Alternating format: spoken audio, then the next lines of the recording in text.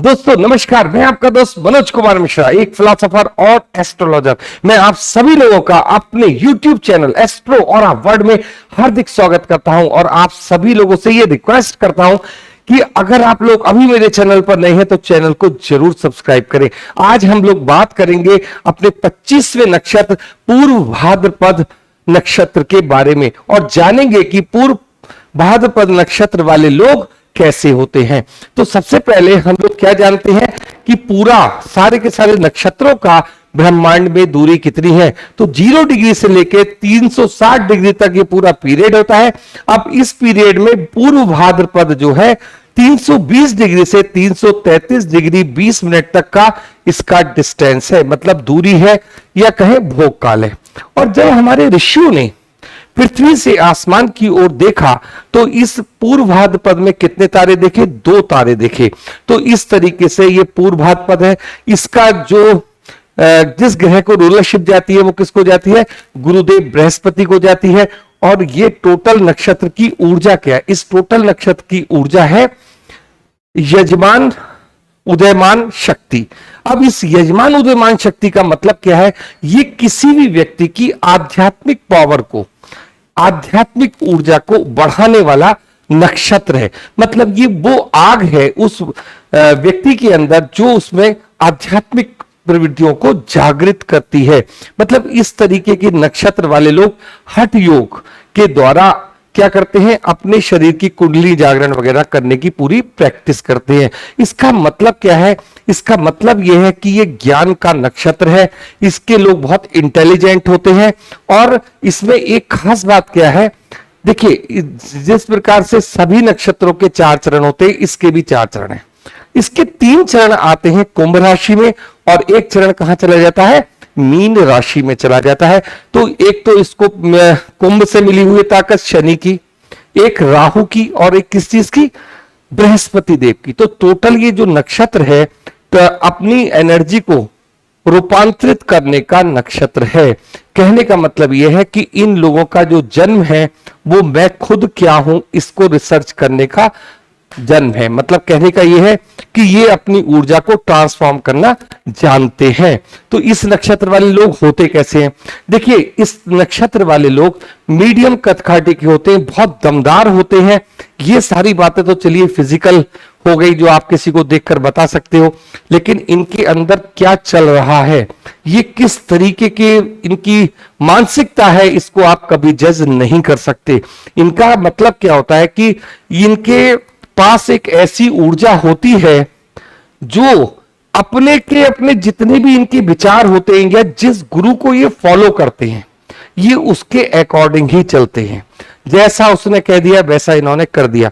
और इन लोगों के अंदर एक शक्ति ये होती है कि अगर इन्हें कोई वास्तविक गुरु मिल जाता है तो क्या होता है कि हठ योग के द्वारा अपनी शक्ति को जागृत कर सकते हैं और वो शक्ति है जो इनसे हर काम कराती है। बहुत खोजी प्रवृत्ति के होते हैं। बेसिकली ये इनके अंदर गुस्सा जो है बहुत तीव्र मात्रा में होता है, लेकिन संसार के सामने ये लोग हमेशा मुस्कुराते हुए रहते हैं। लोगों से मिलना जुलना इनका बहुत ज्यादा होता है, लेकिन फिर भी ये किसी को भी अपने मन की बात नहीं बताते। इस टाइप की इनकी एक प्रवृत्ति होती है। अब देखिए नक्षत्र के हम लोग आगे चलते हैं। तो सबसे पहले नक्षत्र का क्या आता है, इसका सिंबल क्या है? तो इसके 2 सिंबल है। एक तो तलवार। तलवार का देखिए प्रयोग क्या होता है? तलवार का प्रयोग होता है धार के ऊपर कार्य करना, किसी को मारना या फिर किसी भी व्यक्ति के रक्षा करने के लिए हमें तलवार उठानी पड़ती है। इस तरीके का इसका एक पहला सिंबल है। दूसरा सिंबल जो आपको इसमें दिखाई देगा, एक व्यक्ति के 2 सर, या आप इसको ऐसा भी समझ सकते हैं कि किसी व्यक्ति ने अपने ऊपर एक मुखौटा लगा रखा हो। मुखौटे का मतलब क्या है? मतलब बाहर की दुनिया के लिए वो व्यक्ति किसी और टाइप का है और भीतर से वो व्यक्ति किसी और टाइप का है। मतलब उसके मन में विचारधारा कुछ और चल रही है। इधर अगर हम 2 सरों की बातचीत करते हैं तो हमारे शास्त्र हमसे क्या कहते हैं? वो ये बताने की कोशिश कर रहे हैं कि ये व्यक्ति मतलब पूर्व भाद्रपद वाले जो जातक होते हैं, इनके पास एक चेहरा तो होता है बहुत जबरदस्त आध्यात्मिक पावर का, और दूसरा चेहरा होता है राक्षसी पावर का। मतलब आप इस बात को समझिए, ये बैलेंस करने का नक्षत्र है। इसीलिए मैं आपसे कह रहा हूं कि ये रूपांतरण, ट्रांसफॉर्म करने का अपने आप को नक्षत्र है। तो इस तरीके के इनकी ड्यूल नेचर होती है। इसके अतिरिक्त आप इसको एक एग्जाम्पल से भी समझ सकते हैं। जैसे मान लीजिए बहुत सारे लोग क्या करते हैं कि जैसे किसी ऑफिस में काम कर रहे हैं, लेकिन उसके अतिरिक्त वो किसी ना किसी संस्था के लिए भी कार्य कर रहे हैं। जब उनका काम हुआ और वो अपना कार्य करके चले जाते हैं, इस तरीके से ऑफिस के लोग तो ये सोचते हैं कि हमारे साथ काम करने वाला हमारा कोलीग है, हमारा साथी है, लेकिन उनका कोई एक विशेष टारगेट होता है आपके ऑफिस में कार्य करने का। तो इस तरीके की इनकी प्रवृत्ति होती है, जिसको आसानी से लोग नहीं समझ पाते। तो ये इसका सिंबल है, और इस सिंबल से हमारे ऋषि हमें ये बताना चाहते हैं कि इनके प्रति, मतलब इनका जो रुझान है वो हमेशा डबल माइंडेड वाला सिस्टम इनका रहता है। सामने से कुछ और है, अंदर से कुछ और है, इस टाइप की इनकी सारा सिस्टम है। आगे बात करेंगे। देखिए इनके साथ देवता कौन से जुड़े हुए, तो ये आपको बड़ा समझना पड़ेगा। अजा एक पदा, देखिए ये भगवान रुद्र के 11 रुद्रों में से एक है, जिसके बारे में लोगों को थोड़ा कम जानकारी है। इसका मतलब क्या है, इन्होंने एक ऐसी तपस्या की जो एक पैर पर खड़े होकर इन्होंने तपस्या की।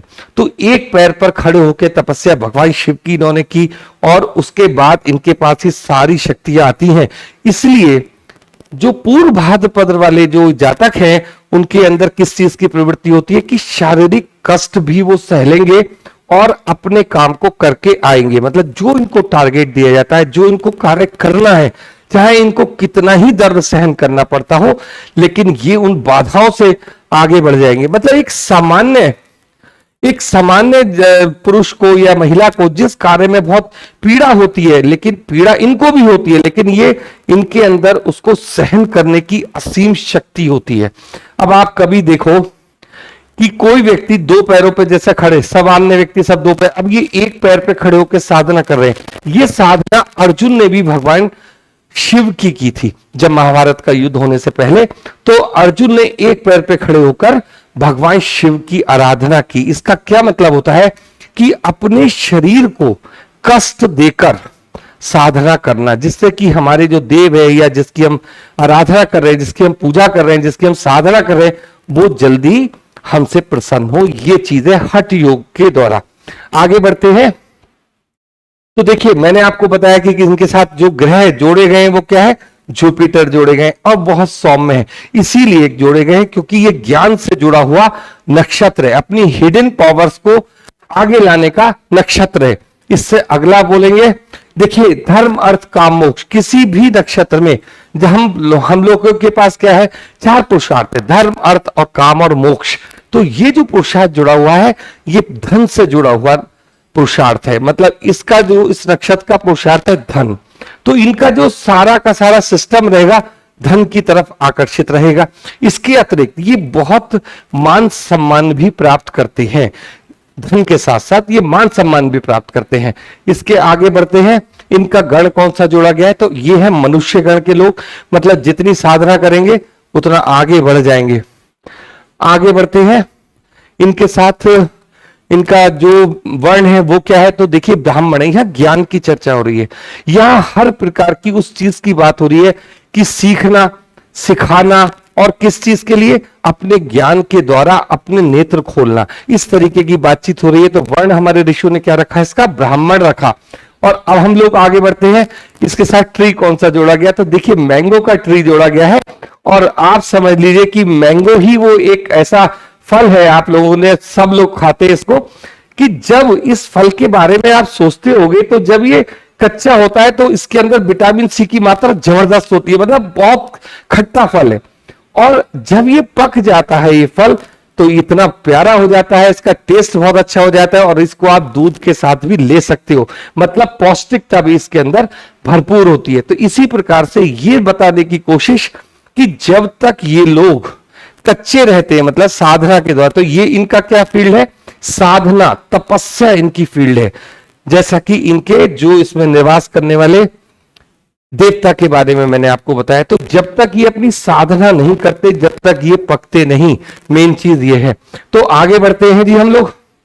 अब इसके साथ एलिमेंट, तो आकाश तत्व इसके साथ जोड़ के देखा जाता है, क्योंकि आकाश तत्व में ही वो विस्तार वाली बात है जो इस नक्षत्र की ऊर्जा है।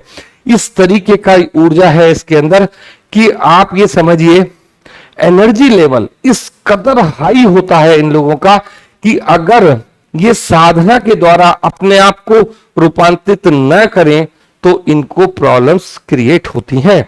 तो इसलिए नक्षत्र क्या जोड़ा गया, ईथर, है ना। अब देखिए इनके साथ ब्रह्मा को, त्रिमूर्ति जो है हमारी, किसको जोड़ा गया, हमने ब्रह्मा को जोड़ा, क्योंकि इनका कार्य क्या है, सृष्टि के निर्माण में कार्य करना है। जितने भी प्रकार के तंत्र साधक हैं, ये जितनी भी चीज आप विज्ञान को देखते हो, हिडन साइंस, वो सब इस नक्षत्र के अंतर्गत आती है। और अब हम लोग बात करेंगे एनिमल कौन सा जोड़ा गया है। तो देखिए लॉइन एनिमल जोड़ा गया है जिसके अंदर बहुत पावर होती है, ठीक है। अब देखिए वर्ड जोड़ा गया, सारा से एक प्रकार का पक्षी है ये। और अब ये देखिए साउंड से सो दादी, मतलब कहने का ये है कि ये अक्षर है, ध्वनि है।